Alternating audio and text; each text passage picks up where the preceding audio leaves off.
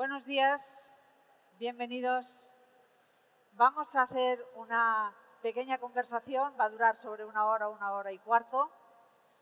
Hemos pensado que la mejor forma de hacer bailar las neuronas, que es de lo que se trata, es hablar de los problemas y plantear cuáles son las soluciones a esos problemas.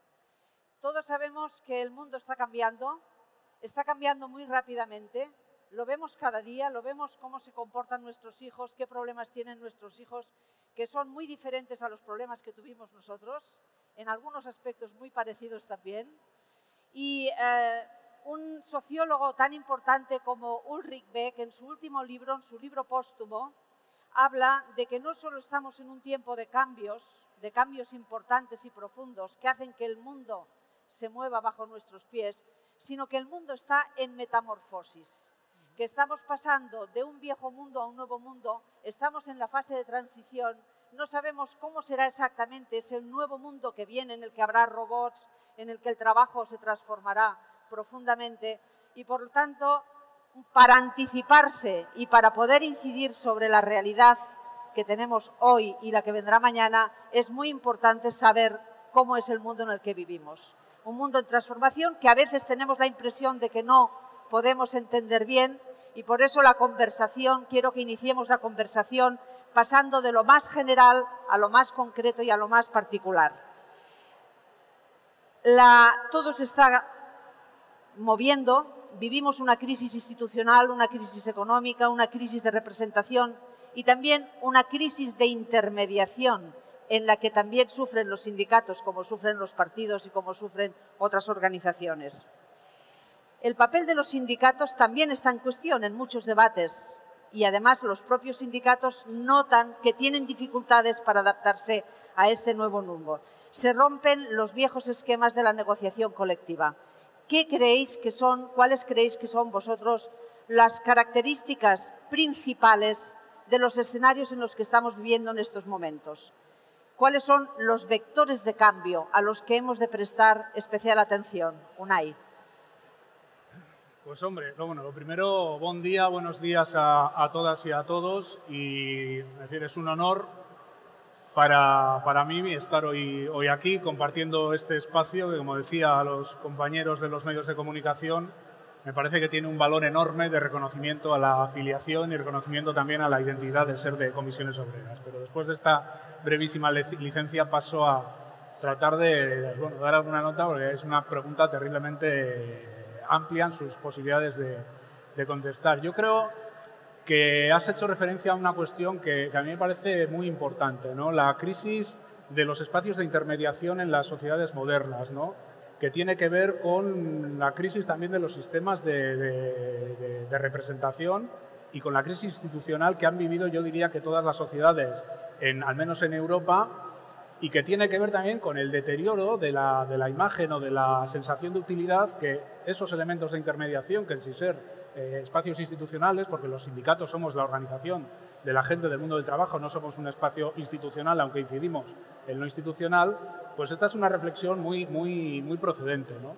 En primer lugar, yo creo que tiene que ver con una desconexión entre la capacidad del poder económico de influir en las políticas y la capacidad del poder político de dar respuesta a las demandas mayoritarias de la población. Esto que hasta antes de la crisis de alguna manera se disfrazaba porque había un modelo de crecimiento aparentemente muy expansivo y que permitía que estas cosas no se cuestionaran, con la llegada de la crisis yo creo que tiene un efecto letal. Las mayorías sociales exigen una serie de cuestiones vinculadas a su calidad de vida, la calidad de sus servicios públicos, que en determinadas circunstancias las instituciones son incapaces de resolver porque resulta que el poder político está muy subyugado por un poder económico que es global y nos empezamos a enterar de qué va esto de la prima de riesgo, de las intervenciones en los estados, de las condicionalidades en las políticas económicas. Y esto genera una crisis muy fuerte, ¿no? Unido a la pérdida de expectativas de buena parte de la población que ve que lo que aspiraba en su vida pues no se va a cumplir porque pierde el empleo o porque le reducen drásticamente el salario, pues genera una explosión de crisis de legitimidad de los espacios de representación y de intermediación. El sindicato no permanece ajeno a eso porque también somos un espacio de intermediación y de representación. Pero creo que sinceramente que tenemos una ventaja comparativa con el resto de los agentes de intermediación. Es que estamos muy pegados o debemos estar muy pegados a la realidad concreta. El sindicato es representación y es intermediación, pero no solo eso. El sindicato es organización desde abajo.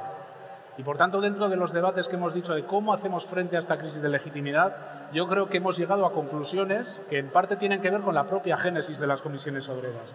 Cómo reforzamos el nervio del sindicato abajo para que, desde el conocimiento y desde la agregación de intereses, la gente siga relegitimando la acción sindical. Y tenemos una ventaja, que es que o estamos abajo, o estamos en el centro de trabajo, o el sindicato no es. Y por eso creo que tenemos elementos para hacer frente a esa crisis de legitimidad, que sería absolutamente absurdo decir que no ha afectado a las organizaciones sindicales. Pero el reto es muy grande porque no es solo una cuestión que se esté teniendo en Cataluña o en España, sino que creo que tiene que ver con todo el mundo, al menos occidental, ¿no? Javier, uno de los cambios que ha habido precisamente como dificultad para la acción sindical es que el puesto de trabajo ha dejado de ser ese lugar en el que con suerte vamos a estar muchos años. Hay una gran movilidad, hay una gran rotación en los puestos de trabajo, pero lo que es más grave es que se está transformando también la estructura laboral. Ahí empiezan a predominar los contratos civiles que sustituyen a contratos salariales, a contratos laborales, predomina el autónomo o dependiente que acabará siendo el autónomo. Las empresas están sacando de encima los costes sociales por la vía de contratar autònoms. Com influye eso en l'acció sindical? Bueno, primer de tot, bon dia i sobretot donar-vos la benvinguda a aquesta festa del treball digne, un orgull de pertinença, de reivindicació i sobretot de posar en marxa l'inici de la nostra tardor, que l'hem de fer calenta, però l'hem de fer calenta nosaltres, en la nostra acció pròpia al centre de treball i amb la reivindicació i la proposta. Per tant, ja parlarem d'això i ara intentaré ja centrar-me una mica en el debat. Ayer tuvimos la oportunidad de participar en un acto de reconocimiento de los compañeros de La Roca, en el que se reconocía el compromiso con el sindicato en una empresa donde habían trabajado toda su vida. Teníamos algunos compañeros que tenían en la entrada en la empresa desde los 14 años, seguían trabajando hoy día después de más de 40 años en la misma empresa y celebrábamos que tenían más de 25 años de afiliación en comisiones obreras. Los acompañaba su empresario, que era el empresario que llevaba toda la vida rigiendo las condiciones de articulación de esa empresa, y nos encontrábamos una y yo en el rara avis, ¿no?, de lo que es actualmente la realidad del trabajo, ¿no? Era como una especie de isla en la que nos metieron ayer por la tarde, en el que veíamos una realidad que desgraciadamente ya no se va a dar o no se está dando en el mundo del trabajo de hoy, ¿no? Hoy tenemos, yo creo, que una ecuación que pretenden que sea perfecta y que es muy peligrosa y que puede cronificar una sociedad en desigualdad para mucho, mucho tiempo, ¿no? Una economía financiarizada y sin reglas, que no tiene una conexión real con el que es la oferta y la demanda de los trabajadores o de la gente. Unas relaciones laborales mercantilizadas, como tú bien decías. Hoy día la contratación laboral no es ordinariamente la que conocemos normalmente como un contrato laboral por cuenta ajena. Hoy se está imponiendo el modelo del trabajo autónomo, una pseudo cooperativa en el marco de la participación de los trabajadores, una regulación de empresa, el espacio colaborativo que todavía no tenemos identificado cuál es su marco regulatorio, y esta mercantilización de la economía está produciendo la tercera fase de la ecuación, que es la fragmentación y la individualización de las relaciones de trabajo. Claro, estas tres cosas conjuntamente pueden cronificar un espacio de desigualdad porque es prácticamente imposible ni identificar la contraparte. Yo escuchaba muchas veces lo que nos planteaba nuestro compañero Coscubiela en algunas de las charlas que nos daba, aquí presente, por cierto, hola Joan, en el que nos decía siempre lo mismo. Hoy día el empresario puede estar formado por un fondo de inversión en el que sus accionistas sean, a través de un plan de pensiones, los propios trabajadores de esa empresa. Por lo tanto, reivindicar en un convenio colectivo contra ti mismo se hace de una complejidad que o el sindicato la interpreta o difícilmente podremos establecer propuestas que tengan una relación directa con la mejora continua de las condiciones de trabajo, ¿no? Yo creo que este escenario es el reto de nuestra organización, es el reto del movimiento sindical. Es interpretar la tendencia de la nueva realidad del trabajo para poder dar la oferta organizativa a los trabajadores y, sobre todo, no perder de vista lo que es fundamental y esencial para la defensa de los derechos colectivos. Y es que nuestra organización ha de recuperar espacios de su origen, que es la relación directa con la gente en el trabajo, interpretando cómo vive y se relacionan entre sí y con nosotros, ofreciéndoles un espacio colectivo de organización para poder construir una propuesta en esa nueva realidad que es tan compleja de identificar, ¿no? Por lo tanto, yo creo que aquí está la clave de nuestro presente, sobre todo, porque ya no podemos hablar de futuro, ¿no? Esta realidad la estamos viviendo y estamos conviviendo con ella, ¿no? Claro, y espero que podamos recomponer ya no tanto lo que ayer vivíamos en La Roca, pero intentar cambiar la tendencia de ese péndulo y que el trabajo sea un poquito más estable de lo que es ahora. Claro, pero esto cambia las dinámicas de la propia acción sindical, porque antes tenías una empresa, Nissan, ¿no?, en la que podías estar allá y, aunque era complicado negociar allá dentro y no era nada fácil, pero el territorio era muy definido, estaba muy claro dónde estaban los interlocutores. El primer problema ahora reside en cómo contactar y convencer a una gente que está atomizada, que está separada, que vive por su cuenta y que además muchas veces está imbuida de una cultura del individualismo que le hace percibir falsamente que tiene libertad y que la libertad bien merece renunciar a derechos. ¿Cómo combatimos eso? Porque esta es una guerra también ideológica, ¿no? Yo creo que hay de todo. Primero, yo creo que las reflexiones que hace el sindicato tienen que tener una derivada organizativa, y luego digo algo sobre esto de la fragmentación de la empresa, que es a lo que aludía la primera parte de la pregunta. Pero, por supuesto, que hay una parte de disputa de las hegemonías de pensamiento. Es decir, de forma sobre todo previa a la crisis, yo diría, porque es verdad que en la crisis se ha producido una especie de repolitización difusa en la sociedad, pero de forma previa a la crisis se ha asentado en la sociedad esa especie de idea del hágalo usted mismo, esa especie de que cada uno diseña sus itinerarios de vida en función de lo listo o lo menos listo que es. Esto tiene un componente de hegemonía política muy evidente que se nota muchísimo a la hora de hacer el sindicalismo, ¿no? Yo creo que el sindicato es muchas cosas, pero también tiene que ser un espacio de disputa de las hegemonías sociales. Pero yo soy de los que piensa que la organización, si las cosas que reflexionan no las traduce en propuesta organizativa, hace retórica. Y un sindicato puede ser cualquier cosa menos retórico, ¿no? Y, por tanto, en esa fragmentación de la empresa, que decíamos en el Congreso Confederal, lo que la empresa ha desintegrado, intégrelo el sindicato, necesitamos recomponer cómo nos organizamos para hacer frente a una realidad que ha cambiado radicalmente. Es decir, si la empresa integrada se ha roto, si las empresas funcionan en red, si en esa red que conlleva que una cadena de valor, que produce un bien y un servicio, hoy en día estén en un mismo espacio o en espacios separados, trabajadores de 7 o de 10 plantillas, con 4, 5, 7 convenios colectivos, con distintas relaciones vitales, con distintos niveles de temporalidad. Es decir, el sindicato tiene que interpretar bien esto. En esa nueva fragmentación de empresa va a haber partes fuertes de la organización sindical, va a seguir habiendo espacios de grandes secciones sindicales y van a convivir con gente absolutamente desindicalizada, precarizada. Pues tenemos que poner en conexión esas partes fuertes del sindicato con las partes debilitadas en el mundo del trabajo. Y esto son reflexiones internas, organizativas, pero terriblemente político-sindicales, ¿no? Y creo que es uno de los grandes retos, asumir esa diversidad de la clase trabajadora, que hoy es muy diversa. Yo sigo pensando que hay clase trabajadora, pero es absolutamente diversa, e integrarlo a través de una organización solidaria, porque eso sí que es la concreción de la solidaridad, las partes fuertes con las partes debilitadas y de la confederalidad, ¿no? Yo creo que es el gran reto de agregación de intereses otra vez. En alguna entrevista te he oído hablar del dilema entre ser un sindicato de demanda o un sindicato de oferta. ¿Qué significa este dilema? En el esquema clásico, por ejemplo, que hablaba Javi de la empresa que estuvimos ayer, con mucha dificultad y con mucha organización y mucha lucha, pero se consigue un marco de derechos reconocible donde el sindicato seguramente se podía permitir generar esos derechos y estar a demanda de los problemas que le surgieran a la gente. hoy en día el sindicato no puede esperar solo desde la sede saber los problemas que le surgen a la gente. Tiene que tener una presencia proactiva en la empresa, en los pequeños centros de trabajo, en las empresas externalizadas. Tenemos que ir nosotras y nosotros allí a hacer planteamientos de acción sindical, que no pueden ser solo el salario y la jornada, que tienen que hablar de igualdad, de desigualdad de género, que tienen que hablar de salud laboral o de formación permanente a lo largo de toda la vida, o de un montón de materias que van a ser útiles y van a ser funcionales a las personas que no han conocido el viejo modelo sindical y que, por tanto, están reclamando, en mi opinión, otras nuevas tipologías de acción sindical. Y esto lo que tenemos que hacer es poner nuestros recursos al servicio de esas estrategias, ¿no?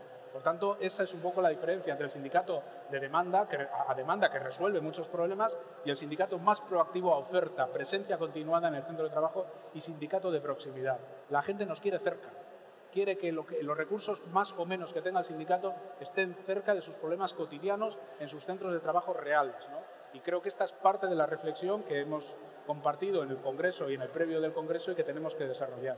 Javier, pero aquí el gran reto es si sacar 1 millón de personas a la calle no tiene ninguna consecuencia, si hacer una huelga general a veces piensas debería haber provocado incluso la dimisión de un gobierno cuando es exitosa, como ha ocurrido en nuestro país, y en cambio no ha ocurrido nada. El gran reto es cómo influir en las decisiones políticas, que el sindicato pueda ser útil para trasladar las demandas de las bases en las que trabaja, que se conviertan en transformaciones políticas y sociales. ¿Cómo lo hacemos? ¿Sigue siendo la huelga un instrumento?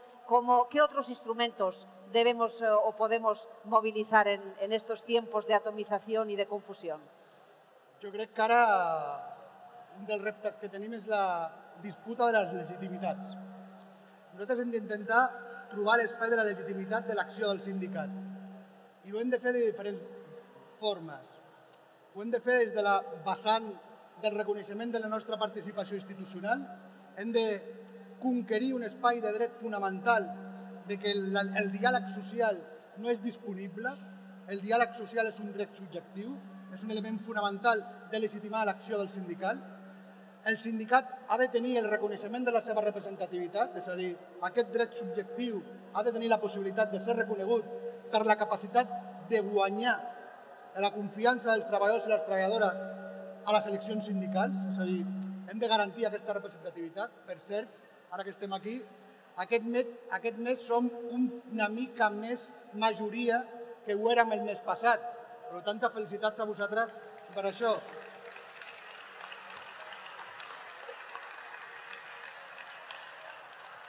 I la tercera, que és l'articulació de la nostra correlació de forces. Si tenim legitimitat representativa, si el diàleg social és un dret subjectiu, l'hem de fer efectiu. I per fer-lo efectiu hem de guanyar la correlació de forces. I aquí està el paper organitzatiu del sindicat. I la vaga és un element de construcció de posicions col·lectives i de solidaritat. La vaga és la manera de fer aplegar els treballadors i les treballadores al voltant d'una reivindicació. La vaga ha de ser interpretada com un dret fonamental de que la gent tingui la possibilitat de compartir un element fonamental per conquerir el més petit dels drets col·lectius que puguem arribar a qualsevol espai de negociació. La vaga ha de ser la resposta, com dèiem ahir en una xerrada a l'escola d'estiu, la millor resposta de persuasió que tinguin els sindicalistes i les sindicalistes que es posen al davant d'un procés de negociació dels treballadors i les treballadores. La vaga encara ha de ser un dret fonamental que l'hem de defensar d'una manera molt clara des d'una organització com les comissions obreres. Avui que està defenestrada per l'opinió publicada, que vol ser minvada per al conjunt de les forces polítiques de la dreta, que el món neoliberal vol entendre que la individualització és només la capacitat de poder fer un projecte personal. La vaga ha de fer aplegar la solidaritat i la fraternitat de les persones i ha de ser l'element que rubriqui aquesta disputa de legitimitats. El diàleg social com a dret subjectiu, el caràcter de la nostra representativitat i la força organitzativa de la nostra correlació de forces. Aquesta tercera depèn només que de nosaltres. I actes com el d'avui són el que pretenem, tornar a agafar la capacitat de guanyar la nostra correlació de forces, dir-nos a nosaltres mateixos que tenim la legitimitat representativa enfront de les nostres contraparts, ser capaços de convèncer a nosaltres mateixos que la reivindicació encara és present, que el que està passant a la nostra societat no és el que nosaltres volem per al conjunt de la majoria dels treballadors i les treballadores i que la correlació de forces l'articularem si som capaços de plegar els nostres esforços com a element d'avantguarda del conjunt de la classe treballadora com la primera força sindical i social d'aquest país. Per tant, no me cansaré de fer aquesta crida per fer cerclar la nostra capacitat i estratègia i tornar a la mobilització com un element fonamental del nostre acompanyament a la negociació. La vaga és un dret encara viu i encara molt present a la nostra activitat. Però cada dia estem veient com hi ha una embrancida ideològica contra aquests drets per la via de dir que com que la vaga l'exerceixen amb més èxit aquells que tenen una posició estratègica, per exemple l'aeroport, el transport, etc., es tracta d'enfrontar el dret d'aquests treballadors al dret de la ciutadania, per exemple, a la mobilitat. Això ho veiem en el cas del dret de vaga, però també ho veiem en un altre discurs, quan es presenta, per exemple, el fet de tenir un contracte indefinit com un privilegi o quan es presenta la pensió màxima com una injustícia. És una batalla duríssima. Com fareu front a aquesta batalla? ¿Has pillado? Bueno, perdona, no sé si me has entendido. ¿Te lo repito? No, vale. Creo que he entendido bien. El catalán es muy fácil. Nada, es muy fácil, es muy Vale. fácil. Ahora se me ha olvidado la pregunta. No, la perversión Mira, del... Sí, es parte de la disputa de las hegemonías. Yo creo que el intento de fragmentar los intereses tiene que ver con enfrentar a supuestos colectivos donde siempre se cuestiona el derecho adquirido. Y esto es parte de la hegemonía liberal y es parte de la hegemonía de lo que se ha tratado de hacer en este país a través de una devaluación interna, ¿no? Poner ¿cómo va a ser un privilegio tener un contrato indefinido, pero se opone a la contratación temporal? Pero es que entonces el que no tiene un contrato se le opone al que tiene un contrato temporal. Tenemos que revertir. Esto sí que es un elemento distorsionador absoluto de la acción sindical, pero lo tenemos que revertir a través de la integración de intereses. Porque es verdad que el sindicalismo también tiene mucho que hacer en ese terreno. Nosotros no podemos, por ejemplo, convivir con tasas de temporalidad como ha tenido este país antes de la crisis por encima del 30%. Y no vale decir que se utiliza el contrato en fraude de ley, que lo sabemos, y cuando va a juicio casi siempre se ganan ese tipo de juicios, ¿no? Sino que tenemos que hacer acción sindical que limite esa acción. Porque es verdad que si no se nos fragmenta, porque la gente, yo puedo tener clarísimo que un trabajador temporal y un trabajador indefinido forman parte de lo que aspiramos a representar y que son parte de la clase trabajadora a la que aspiramos a organizar. Pero como ellos no lo tengan muy claro porque se acabe fragmentando la clase, tenemos un problema gordo. Y por tanto el sindicato, a eso me refiero también con lo de cualificar la acción sindical.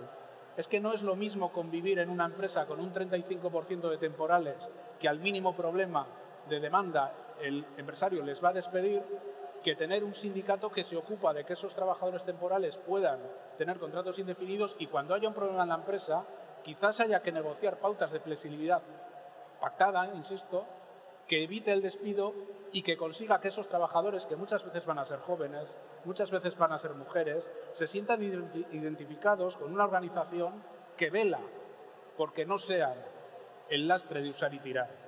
Por tanto, la forma de oponerse, aparte del nervio ideológico para decir no nos pueden enfrentar unas y unos con otros, es buscar pautas de actuación sindical, pues eso, que integre esa diversidad y que ponga el foco, pues por ejemplo, también a la gente que tiene los salarios más bajos. Tenemos que hacer una reflexión seria cómo operan las cláusulas, las dobles escalas salariales en las empresas, donde algunas veces pues sí tienen elementos que acaban equiparándose a los salarios habituales, pero otras veces acaban constituyendo auténticos convenios paralelos.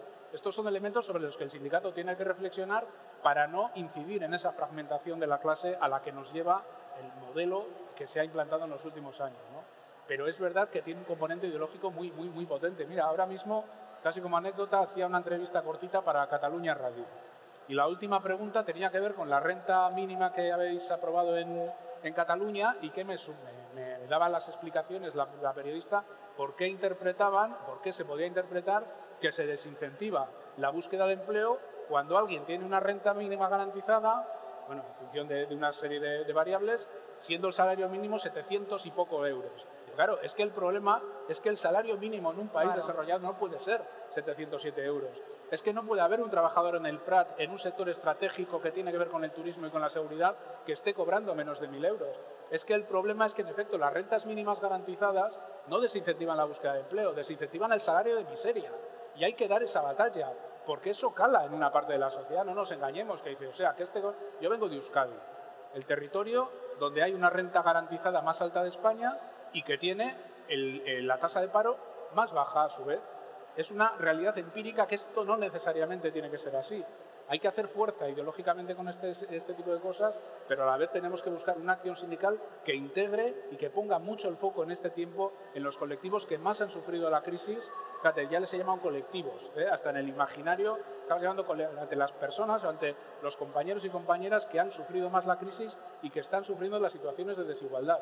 Esto es muy fácil de decir, pero es bastante más complicado de hacer, ¿no? Pero para eso estamos, claro. A estas alturas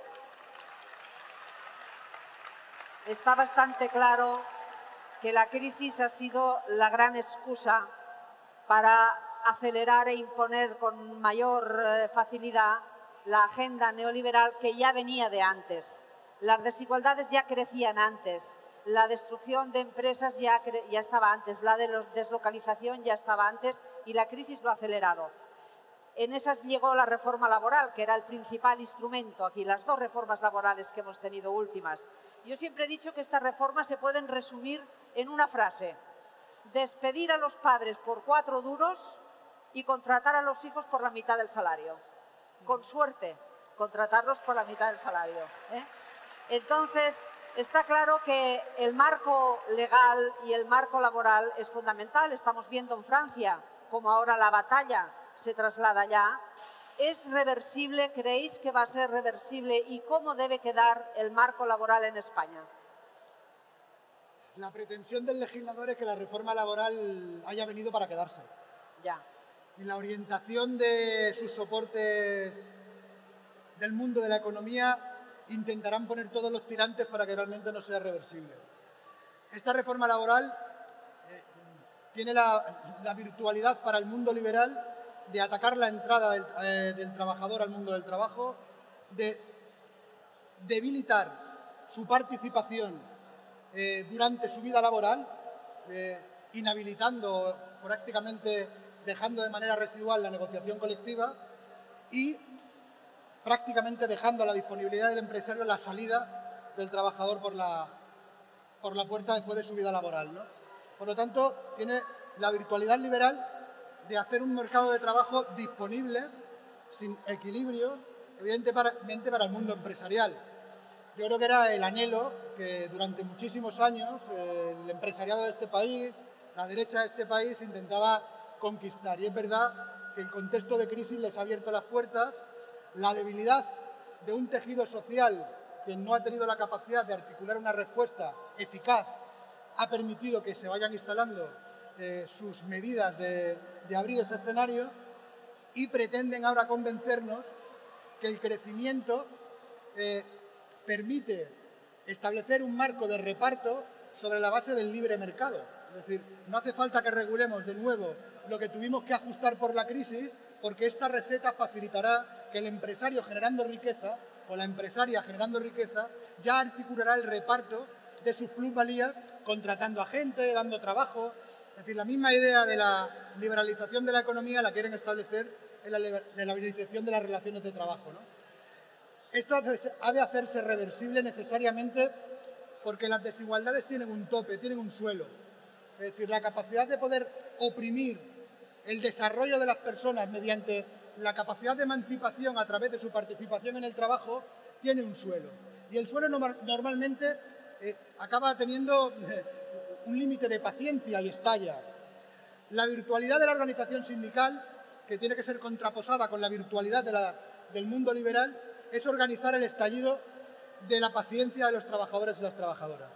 Y aquí yo creo que tenemos que empezar a generar la conciencia de esa hegemonía ideológica de que es posible articular una respuesta organizada y estructurada donde aquellos que piensan que una organización como la nuestra o una idea de participar en el trabajo, como son las organizaciones sindicales confederales y de clase, en esa defensa fraternal y colectiva de los derechos de los trabajadores y las trabajadoras, ha pasado ya a ser un elemento obsoleto, superado por el posmodernismo y que tiene que intentar buscarse una manera diferente de interpelar en el mundo del trabajo, tenemos que ser capaces de convencerlo de que es desde aquí, desde la fuerza organizada, fraternal y solidaria de los trabajadores y las trabajadoras en las empresas, la que ha de construir la respuesta de ese estallido que vendrá, está viniendo. La gente quiere ya volver a vivir en condiciones dignas y lo está manifestando en cada centro de trabajo. Cada vez nuestras representantes de los trabajadores y las trabajadoras están teniendo más dificultades para llevar a referéndum acuerdos con inercias de la crisis en este momento concreto, y estamos teniendo resultados negativos por parte de los trabajadores, exigiéndonos que seamos evidentemente más reivindicativos en la propuesta de negociación. Ese estallido que ya se está produciendo, el sindicato debe tener la habilidad, como siempre ha tenido, de estar muy pegado al centro de trabajo, interpretar la realidad de lo que piensa la gente y ponerse a la vanguardia para expresarlo en la recuperación de los derechos. Yo estoy convencido que si somos capaces de recuperar de nuevo la idea de articular el centro de trabajo como un elemento de expresión de reivindicación colectiva, en términos clásicos, diríamos, de volver a poner el convenio en primera persona del conjunto de los trabajadores y las trabajadoras, esta reforma laboral tendremos más facilidad para hacerla reversible desde la acción sindical que desde la acción legislativa, que no tienen ninguna voluntad de poderlo cambiar. Unai, esta revuelta que viene y que parece que está ahí, pero que no acaba de concretarse. A veces yo tengo la impresión que a los sindicatos os pasa un poquito como al movimiento feminista, ¿eh? Hemos estado luchando ahí muchos años, hemos conseguido leyes que en teoría tenían que transformar el mundo, la han transformado menos de lo que pensábamos porque luego no se aplican como se han de aplicar, etcétera, etcétera. Y nos encontramos con las chicas jóvenes que ya han sido educadas en los derechos de la igualdad, que ya creen que han conseguido la igualdad y que piensan que ya no tienen que ser feministas. Y cuando se dan cuenta que el mundo sigue siendo muy desigual, ya tienen 35, 40, ya no pueden ser madres, ya las han despedido 2 veces y entonces, ay, ¿dónde está el feminismo? ¿Qué ocurre con los jóvenes? Los jóvenes son los grandes perdedores de esta crisis, son los que ahora están en situación precaria, son los que están atomizados, los que ven su futuro, diríamos, más oscuro. Pero los jóvenes creen que han de adaptarse a esta nueva situación con flexibilidad, yéndose al extranjero, viviendo o algunos adoptando posturas que son muy adaptativas de decir yo con poco ya vivo. ¿Cómo conseguís que los jóvenes no vean al sindicato como ese instrumento de nuestros padres y nuestros abuelos, estupendo porque consiguió muchas cosas, pero que no va conmigo? Siendo útiles a sus problemas reales y estando pendientes de sus situaciones en cada uno de los centros de trabajo, desde prácticas sindicales buenas y desde prácticas sindicales concretas, y no solo desde la retórica. Había una frase de Nicolás Sartorius que define lo primero que planteabas de una forma, esa equivalencia con la situación del movimiento feminista. Es lapidaria la frase: los derechos no se heredan. Los derechos no se heredan. Y el sindicato también, yo creo que con muy buena intención, ha hecho históricamente una acción sindical que ha generado derechos colectivos muy importantes para este país, en los centros de trabajo y fuera de ellos, pero seguramente con el tiempo la gente no se ha sentido tan partícipe de esa consecución de derechos. Y esto exige prácticas sindicales también, creo que más tendentes a la participación de la gente. Necesitamos no solo firmar un buen convenio colectivo, no solo concretar una norma laboral o una norma de política social mediante el diálogo social, sino que la gente se haga partícipe de lo que hacemos. No vale generar el derecho si la gente no sabe que hemos generado el derecho. Y esto no es solo de explicarlo, es de buscar cauces de participación. No podemos dar por sentado que los nuevos colectivos, que las personas de menos de 30, 35 o menos años dan por otorgada la legitimidad que tienen las comisiones obreras y que para otras generaciones venía simplemente del hecho de ser, de la lucha antifranquista, de la consecución de las libertades. Las generaciones de nuestra edad, de ahí para abajo, no le otorgan esa legitimidad per se al movimiento sindical y a las propias comisiones obreras. Hay que relegitimar la acción del sindicato. Yo sigo pensando que la negociación colectiva y que el diálogo social son elementos y pautas fundamentales de la acción colectiva. Pero tenemos que hacer que la gente entienda, y solo eso se puede hacer a través de una participación más o menos cotidiana, en la medida en que seamos posible de incentivarla, de la consecución de esos derechos laborales. No vale sacar derechos sin que la gente sepa que los estamos logrando. Y por otro lado, la problemática de la gente joven y la, digamos, cosmovisión de la gente joven seguro que es distinta a la de las pautas de un trabajador de hace 30 años. Seguro que es verdad que él está dispuesto a asumir mayores dosis de flexibilidad, siempre y cuando estemos hablando de flexibilidad pactada. Seguramente la gente ya no quiere tener las vacaciones un mes seguido, y eso en algunas empresas antes era un lío modificar eso. Hoy la gente quiere disponer de otra manera de su tiempo. Pero claro, una cosa es disponer de forma negociada de otra manera de tu tiempo, y otra cosa es que el empresario día a día te diga cuándo entras, cuándo sales o te avise mañana. El sindicato tiene que saber interpretar estas nuevas realidades de cómo ve la gente más joven el mundo del trabajo. Y luego tenemos que luchar contra formas extremas de precarización del empleo, porque esto que estoy diciendo puede valer para un nivel de empresas donde ya hay una cierta articulación sindical y tal, pero hay precariedad extrema. Estamos viviendo una especie de neofeudalismo laboral en algunos sectores y en algunas empresas, ¿no? Y ahí solo vale pues, la práctica contra la precarización, la organización de la gente y hacer un sindicalismo pues, de organización, como digo, y de volver en ese terreno incluso algunas de las viejas esencias, porque es verdad que la gente joven se siente desvinculada desde el momento que no percibe una norma tampoco que le ha generado el sindicato y que ordena un poco su relación laboral. Y si no percibe esa norma, en el mejor de los casos, ve al sindicato como un servicio de asesoría, de denuncia y tal. Bueno, eso está bien, pero el sindicato es acción, el sindicato es organización. Tenemos que saber interpretar esas realidades y estar cerca de esas realidades, si no no nos van a entender. Claro, el problema... Sí, Milagros, Iván, adelante. si me permites, yo creo que tenemos que hacernos una llamada de atención también entre todos nosotros y todas nosotras, ¿no?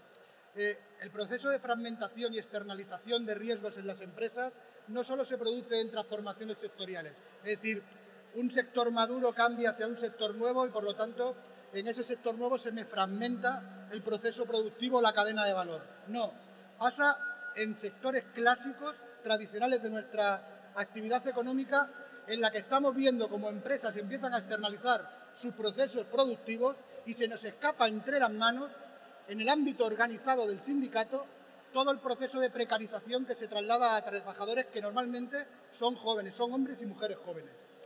Llamémonos la atención, porque todo ese proceso de precarización también tenemos que tener la voluntad de corregir algunas pautas de nuestro funcionamiento en grandes escenarios organizativos que se van fragmentando y que somos también parte de corresponsables de lo que ha ido sucediendo con este escenario.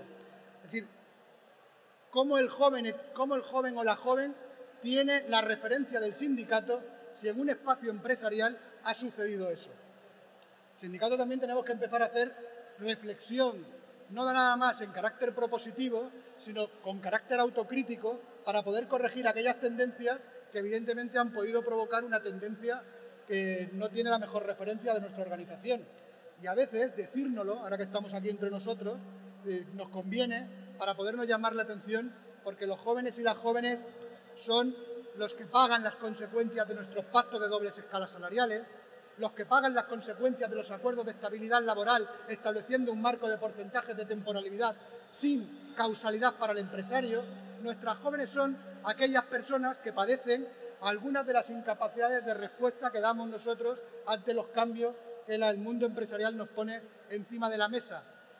Reforcemos la intervención del sindicato en el convenio y probablemente tengamos la referencia también de las y los jóvenes de este país.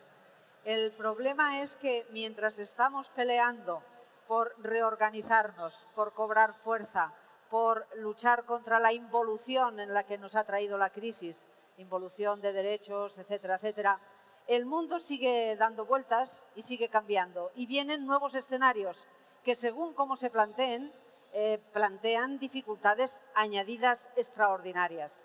Uno de los cambios más importantes tiene que ver con el papel que el trabajo va a tener en la vida de las personas.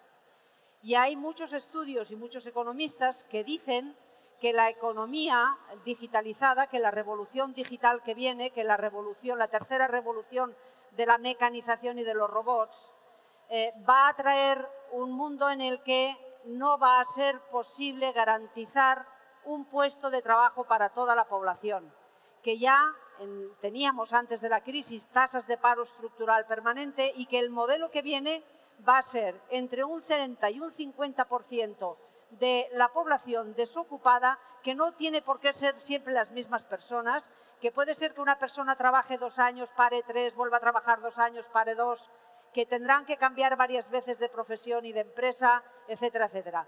Claro, si el trabajo, que en estos momentos es lo que nos da nuestro instrumento de inserción en la vida, porque a través del trabajo cobramos un salario, vivimos, llevamos a los niños a las escuelas, tenemos proyectos de vida. Si no tenemos ese trabajo garantizado, ¿qué hacemos con las personas que van a quedar permanentemente excluidas de ese mercado? Yo plantearía dos. Primero, una previa.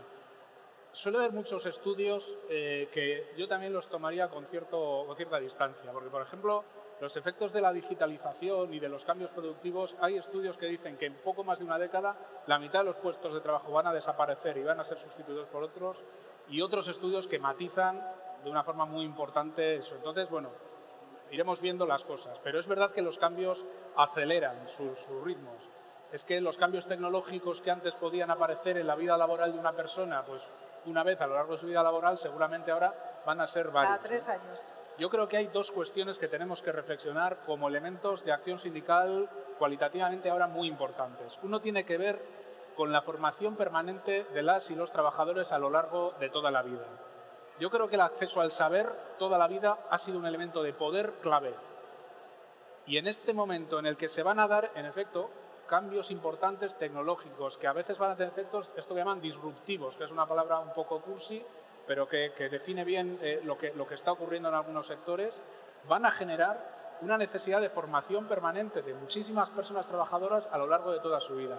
El sindicato ahí tiene algo que hacer, porque muchas veces las personas de las grandes empresas esto lo pueden asumir de una forma relativamente fácil, porque la propia empresa tiene un interés en que esa formación permanente esté bien hecha y esté consolidada.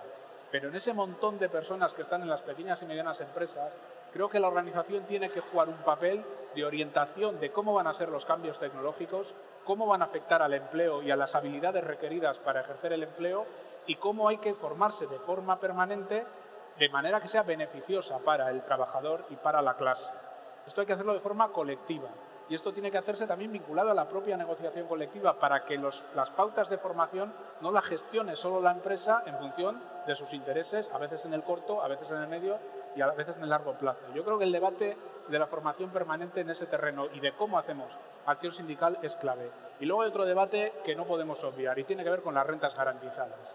Por muy bien que se hagan las transiciones de empleo, las transiciones para adaptarse a esos cambios tecnológicos en beneficio de la gente a la que representamos, por muy bien que lo hagamos, seguramente va a haber situaciones en las que haya gente que se quede fuera del esquema, que cuando le pillan determinadas edades va a tener dificultades para el acceso a un empleo posterior.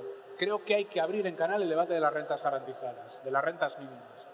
La ILP que ha planteado el sindicato a nivel estatal, iniciativas como las que se han tomado en Cataluña o en otros territorios, es un debate que hay que darlo, que tiene una pose ideológica potente, como he dicho antes, pero que tiene que romper una ecuación. No incorporarse en un tiempo a un trabajo no puede ser sinónimo de exclusión social. Tiene que ir vinculada a una reforma de la prestación de desempleo. Hay una tipología de parado en este país de larga duración al que la actual prestación de desempleo no le da solución, y hay que insertar el debate de la renta mínima garantizada. A mí me parece fundamental para evitar eso, que la pérdida de empleo y en algunos tramos la dificultad para volver a encontrar un empleo o un empleo en unas condiciones mínimas sea pérdida o sea exclusión social. Yo creo que son dos patas, esto tiene mucho más, lo de la digitalización, la economía 4.0 tiene mucho más, pero yo creo que hay dos mensajes que ahí tenemos que situar claros. Formación permanente, intervención del sindicato ahí, y rentas mínimas y niveles de protección social que eviten bolsas de exclusión como las que estamos ya conociendo. Javier, sobre esta cuestión, tú también has escrito bastante. Yo, ayer y antes de ayer hacíamos unas jornadas, no se oye, estamos atentos. Ayer y antes de ayer hacíamos unas jornadas de reflexión en la Escuela de Estiu de la CON, que la temática era el valor del STEMS, es decir, el valor de los tiempos.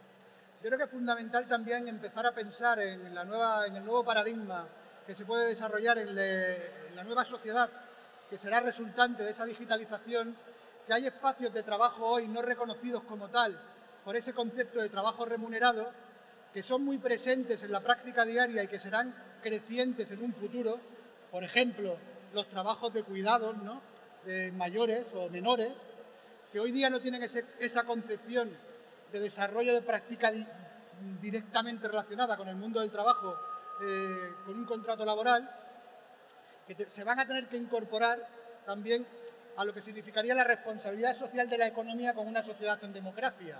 Y es que todos escenarios donde una pirámide de edad que va a ir envejeciendo con unas necesidades de cuidados que se van a ir acuciando y que con un mundo del trabajo que va a necesitar un reparto diferente gracias a los avances tecnológicos, la digitalización no sea un gravamen para la capacidad de ocupación, sino que sea un incentivo para mejorar las condiciones de vida de la gente y que podamos desarrollar nuestro reparto de nuestras tareas teniendo en cuenta que los tiempos de vida, que los tiempos de ocio, que los tiempos de socializarnos, que los tiempos de solidarizarnos, de generar sociedad diferente de manera colectiva, también forme parte de la responsabilidad social de la economía y que nuestra propuesta, en el marco de la negociación, no solo sea sobre esa jornada clásica ordinaria de 8 horas y qué es lo que hace un trabajador en esa relación contractual, sino que incorporemos cómo la empresa también asume responsabilidades en el reparto de sus dividendos, en el exceso de sus plusvalías, en el resto de los tiempos y condiciones de vida de la gente. La digitalización, la mejora de las condiciones de vida de la gente en el trabajo no puede ser un elemento negativo para la clase trabajadora. Ha de ser un elemento de oportunidad para cambiar algunas reglas de socializarnos. El capital puede encontrar su talón de Aquiles precisamente en una productividad que está cada vez más cerca de la autogestión por parte de la gente. Si somos capaces de encontrar en la autogestión elementos de socialización y de solidaridad, puede que encuentre su talón de Aquiles para construir una sociedad diferente y que los tiempos de vida formen parte de la democratización de la economía que buena falta le hace. Ayer se conoció un informe del Fondo Económico Mundial que habla de que España está en la cola de Europa en cuanto a productividad por empleado. Esto es un tema que se ha debatido muchísimo. Hasta ahora parecía que todo era culpa del trabajador, ¿no?, el absentismo laboral, etcétera, etcétera. Y Antón Costas acaba de sacar un libro que se llama El final del desconcierto, en el que plantea poner el foco sobre algunos aspectos de la economía hasta ahora olvidados. Uno de ellos, por ejemplo, y que tiene que ver con la productividad, es el capital humano. ¿Qué entienden las empresas por capital humano? ¿Cómo cuidan el capital humano? ¿Cuánto invierten en el capital humano? Las que invierten, que solo son el 35%, invierten un 0,2% en formación, en capacitación, etcétera, etcétera. ¿Creéis que con las empresas que tenemos y la cultura empresarial que tenemos podemos ir muy lejos en esto? Evidentemente hay que modificarlo. Es decir, el gran problema de la economía en España tiene mucho que ver con su tejido productivo y con sus inercias de gestión de empresa. Se suele decir que lo que hacía falta era una reforma empresarial en profundidad. Y esto tiene que ver con muchas cuestiones históricas, también de otro tipo, ¿no? Pero el tipo de tejido productivo, no por el hecho de que esté muy basado en economía de servicios, puede haber empresas productivas en el ámbito de la economía de servicios, pero este país necesita impulsar un modelo de empresa donde la mejora de la productividad que es necesaria se base en factores distintos a la devaluación del trabajo y básicamente a la caída de los salarios. En España, cuando se despide a mucha gente, en las épocas de crisis se incrementa de una forma importante la productividad por la vía de despedir porcentualmente bastante más gente de lo que cae la economía, con lo cual el que se queda trabajando es más productivo, seguramente alargando jornadas o seguramente pues, con mayores ritmos de trabajo. Esto tiene que ver con una utilización de las tecnologías y de otros inputs de una forma pues, todavía insuficiente. Este país necesita en ese sentido un profundo cambio en el aparato productivo. No es casualidad que los territorios del Estado con una mejor situación económica sean los que tienen una mayor base industrial, que generan un empleo en general de mayor cualidad, que generan un empleo más estable, donde la propia empresa tiene incentivos a que los trabajadores permanezcan porque tienen un conocimiento adquirido, mientras que hay otros sectores muy vinculados a una mala concepción del sector de los servicios basados en el trabajo de usar y tirar. Pero esto también se está fomentando desde las propias administraciones y desde el propio poder político. Se está fomentando mediante la legislación laboral, se está fomentando mediante la externalización de actividades sin normas. Claro, son cuestiones de política económica y de política de empleo que hay que abordar. Y desde luego esto es absolutamente clave, porque con un modelo de tejido productivo basado en la caída de los salarios como forma de salir de la crisis, que es lo que está detrás de la reforma laboral, no nos engañemos, lo de disminuir la temporalidad y este tipo de cosas se ha demostrado que era absolutamente falso. Si tú abaratas el coste del despido, en una economía de mercado se despide más. Esto es de Catón. Y por tanto hay que sustituir esas pautas. Pero claro, este es un debate donde el sindicato tiene un papel fundamental, pero es un debate de la sociedad, de las empresas y del poder público, ¿no? Y creo que es uno de los grandes retos, porque si no, evidentemente, pues estamos seguramente larvando ya los efectos de la próxima crisis, porque las pautas de creación de empleo, diga lo que diga la ministra, se parecen mucho a las pautas de creación de empleo que ha habido en otros momentos de salida de la crisis, con un agravante. Y antes hablabais algo del tema de la desigualdad. La desigualdad ahora mismo no es un accidente, es parte consustancial del modelo de salida de la crisis y es efecto de reformas estructurales promovidas para ello. En otros momentos de salida de la crisis se decía, bueno, se sale, es verdad, en claves de desigualdad, pero esto es como la marea. Cuando sube la marea, sube el barco grande y antes o después sube el barco pequeño. Bueno, estamos en un paradigma nuevo. La desigualdad forma parte del modelo de salida de la crisis y esto lo tenemos que meter aquí para tratar de cambiar esa situación, porque si no se van a consolidar cada vez más diferencias sociales y cada vez más dualidades sociales y laborales. Y esto el sindicato tiene que tener muchos focos puestos. Está claro, tú querías decir algo sobre esto. Sí. Jo el que volia preguntar és que si algú de vosaltres es sorprèn que els informes diguin que en aquest país són dels menys productius que n'hi ha arreu del món desenvolupat, no? 2 de cada 10 persones estan en atur. 9 de cada 10 contractes són temporals.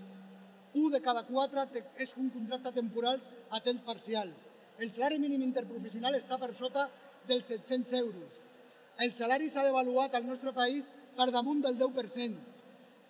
És que el que nosaltres estem reivindicant no és només justícia social, és eficiència econòmica, és donar-li competitivitat a la nostra economia, a les nostres empreses. És que el que està posant el sindicat damunt de la taula a la seva reivindicació és donar-li desenvolupament real al conjunt de la classe treballadora i de la resta de la ciutadania d'aquest país. És donar-li sentit comú i sobretot desenvolupament a un país que tindrà igualtat perquè tindrà eficiència econòmica i no tindrà només el creixement i l'acumulació de la riquesa per un pocs, perquè en aquest mateix moment que en aquests informes en diuen que som el país menys productiu, som el país que més rics ha fet en aquest procés de crisi. I això té un concepte ideològic molt clar i ens estan guanyant, coi. És evident que les batalles polítiques es perden primer en el terreny ideològic, veritat, moltes vegades, i que amb salaris de 800 euros no es pot tenir una vida digna, no es pot portar una vida feliç perquè estàs per sobreviure, que a més en una economia com la nostra, en el que gran part de les despeses de la llar ja s'emporten tot el que guanyes, perquè vivim en un món de pseudomonopolis pràcticament en els principals serveis, doncs això és cada vegada més difícil. Ho deia un metge que va morir fa uns anys i que era un referent de la defensa de la sanitat pública, que va fundar la Fundació dels Pacients a Espanya, el Foro de Pacientes, deia: amb salaris de 800 euros no pot sostenir-se un estat de benestar, ni un sistema sanitari mínimament digne, ni un sistema educatiu mínimament digne. Per tant, els salaris passen a ser en aquests moments el gran eix de la batalla. Portem ja un bon rato de conversa, crec que hem tocat bastants temes, cada un d'ells podria tenir desenvolupament, però anem a acabar l'acte amb una intervenció última de cada un de vosaltres per animar la gent a veure com sortim d'aquest atzucac i com prenem força. Endavant. Bueno, pues esto de terminar así en plan, además yo con los micrófonos siempre, no sé, me da la impresión de que soy un monologuista, esto todavía hay que acostumbrarse a limas de esto, ¿no? No, yo sobre todo un mensaje en clave positiva, ¿no? Es decir, la crisis ha afectado a todo el conjunto social, la crisis ha golpeado a las organizaciones sindicales, el descreimiento de mucha parte de la desafección, más que descreimiento de estos hechos representativos a los que hacía referencia, pues han pesado en estos años, muchas cosas que han surgido, ¿no? Pero tenemos una organización que está viva y muy viva, ¿no? Seguimos teniendo en el conjunto del Estado prácticamente 1 millón de personas afiliadas en un país donde no hay incentivos a la afiliación sindical, también por el modelo de negociación colectiva de aplicación general que tenemos. Es decir, tenemos que vernos en perspectiva también, ¿no? La organización sigue siendo la organización social más grande que existe en Cataluña y que existe en el conjunto del Estado. Tenemos, yo creo que un nivel de reflexión colectiva sobre lo que hay que hacer muy importante, muy consolidado en la organización. Tenemos terminales, tenemos el gran activo del sindicato que sois vosotras y vosotros. Y tenemos muchas dificultades seguramente en el futuro porque el paradigma en el que hacemos la acción sindical ha cambiado. Pero creo que están identificados los retos, están identificadas las cosas que hay que hacer y hay que tener mucha voluntad de llevarlas adelante. Hay que tener mucha voluntad de aquellas cosas que reflexionamos, ponerlas en marcha, ¿no? Defendemos las cosas que siempre hemos defendido en un nuevo modelo de sociedad y en un nuevo modelo económico. Pero seguimos defendiendo los grandes principios que inspiran nuestras sociedades, los principios de solidaridad, de justicia social, de reconocimiento entre las personas del mundo del trabajo. Yo quiero terminar con ese mensaje, ¿no? Hacemos lo más digno que puede hacer una organización y que puede hacer un trabajador y una trabajadora, que es organizar a su gente, organizar a su clase y en un marco distinto seguir defendiendo la justicia social y algo muy importante, la dignidad del mundo del trabajo, ¿no? Yo creo que, por tanto, el mensaje es en positivo, el mensaje es que avanzamos, que Comisiones Obreras se mueve y que seremos capaces de reforzar otra vez la acción colectiva, seguramente no para volver a los viejos esquemas, no se trata de añorar nada, pero estoy seguro estamos seguros como organización que desde luego en el concurso de la gente lo vamos a conseguir. Por tanto, mucho ánimo, ha sido, como decía al principio, un honor estar aquí. Viva la CON, viva las comisiones obreras.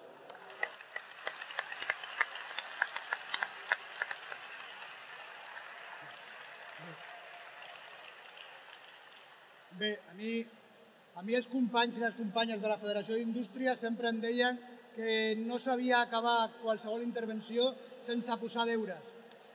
I tenien raó. I jo crec que hem de posar deures. Hem de ser capaços de col·locar a aquest país l'agenda social damunt de la taula i enfront del tapet. El que passa a la gent, el 99% del seu temps de vida a aquest país són aquestes coses de les que estem parlant avui nosaltres, de salari, d'ocupació, de condicions de vida, de drets de ciutadania, de cohesió social. És el que pensa la majoria de la gent el 99% del seu temps de la seva vida. I no som capaços de posar l'agenda social, que és el que necessitem, damunt de la taula. I el nostre deure, com la primera organització social, és aconseguir-ho. I tenim un repte aquesta tardor. Hem de ser capaços de treure la gent al carrer, primer al voltant dels convenis col·lectius i després en defensa dels drets socials i de ciutadania.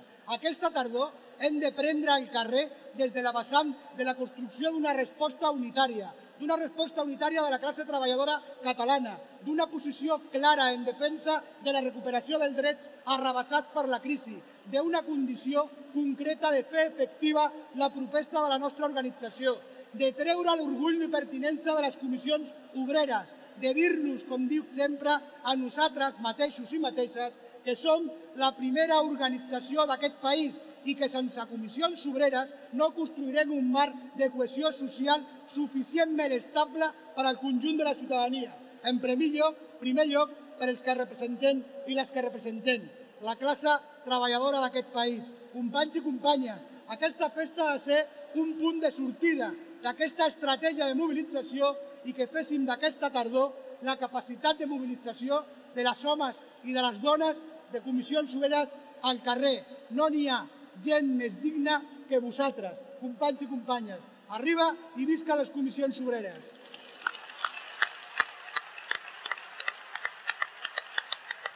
Molt bé. Moltes gràcies. Crec que la paraula que resumeix tota la xerrada que hem tingut és aquesta: dignitat. Bona tarda.